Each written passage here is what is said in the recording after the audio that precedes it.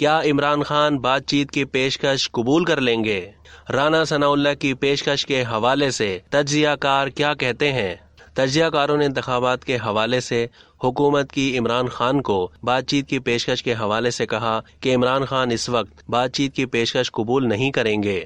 تجزیہ کاروں نے کہا کہ پیپلز پارٹی، نون لیگ اور JUIF نے رویے پر نظر ثانی نہیں کی تو مستقبل قریب میں اتحاد میں دراڑیں آ سکتی ہیں۔ تجزیہ کار ارشاد بھٹی نے کہا کہ یہ بات چھوڑ دیتے ہیں کہ عمران خان فتنہ ہے، دہشت گرد ہے اور یہ فساد ہے۔ اس کے خلاف رد الفساد لانچ ہونا چاہیے۔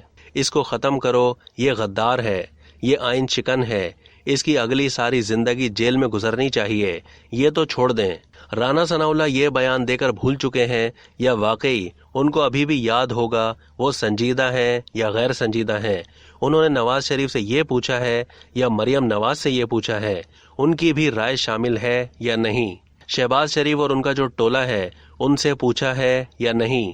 اب تک کے لیے اتنا ہی۔ مزید معلومات کے لیے ڈیلی جنگ کے YouTube چینل کو سبسکرائب کرنا نہ بھولیے اور فیس بک کے پیج کو بھی لائک کرنا نہ بھولیے۔